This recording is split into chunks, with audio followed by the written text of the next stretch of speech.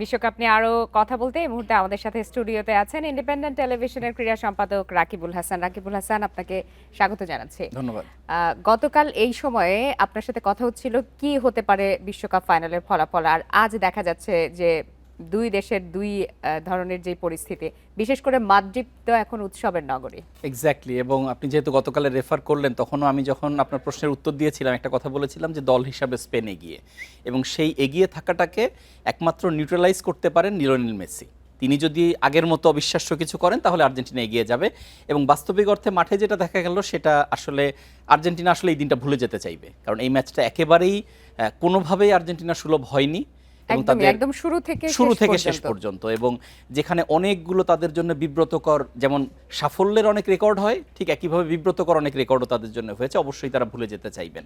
আর মাদ্রিদের কথা যেটা বলছিলেন, ডেফিনেটলি, কারণ স্পেন হচ্ছে এই বিশ্বকাপে সত্যিকার অর্থে সবচেয়ে সুন্দর ফুটবল খেলেছে।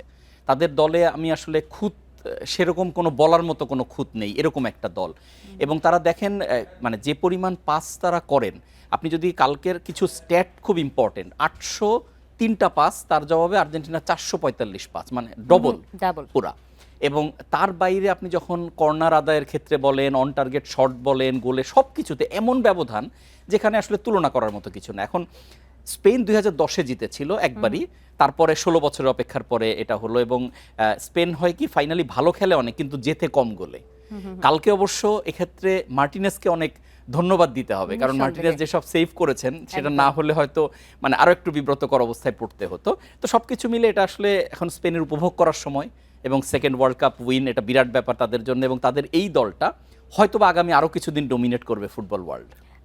আর্জেন্টিনাকে নিয়ে ফাইনাল ম্যাচে বিতর্কের কথা এসেছে, কিন্তু গত আমরা যদি বিশ্বকাপের পরিসংখ্যান দেখি, শেষ 4 বিশ্বকাপে 3বারই কিন্তু ফাইনালে উঠেছে আর্জেন্টিনা, এবং একটিতে তারা বিশ্বকাপ জয় করেছে, বাকি দুটিতে হার।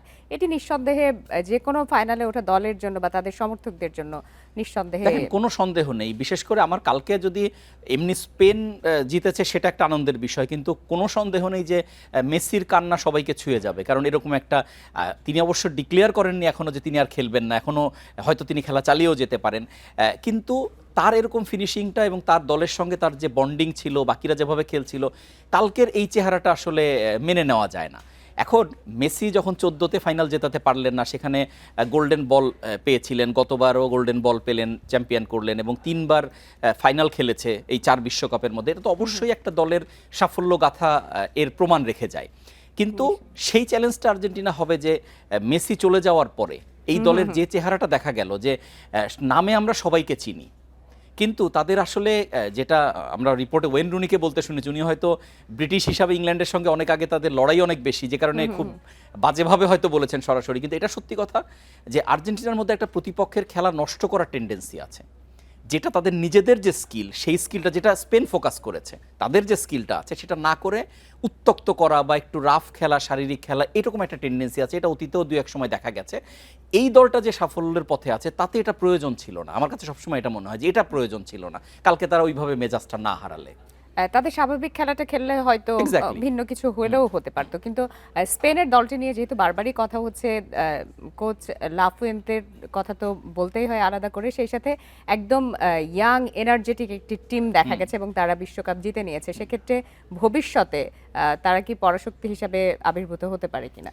অবশ্যই। দেখেন, এই মানে দলটা স্পেনের যারা ছিল তারা একটা জিনিসেই খালি পিছিয়ে ছিল, সেটা হচ্ছে অভিজ্ঞতা।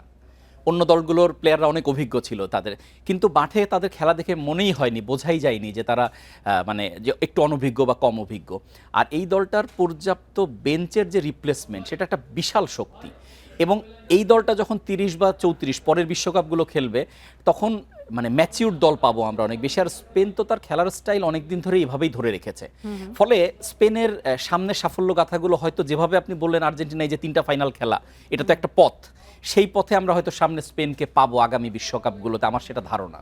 হতে পারে। আবার অনেক সময় দেখা যায় যে মোমেন্টাম ধরে রাখতে পারে না, যেটা আর্জেন্টিনা কিন্তু গত 4টি বিশ্বকাপে তারা দেখিয়েছে যে তারা ধারাবাহিকভাবে উঠে এসেছে, যদিও মেসি একটি বড়।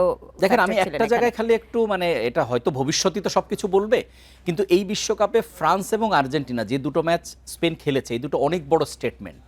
কারণ ফ্রান্স হচ্ছে একদম আকাশে থাকা দল ছিল এবং সবাই কিন্তু বিশ্বাস করতো ফ্রান্সই সবচেয়ে শক্তিশালী।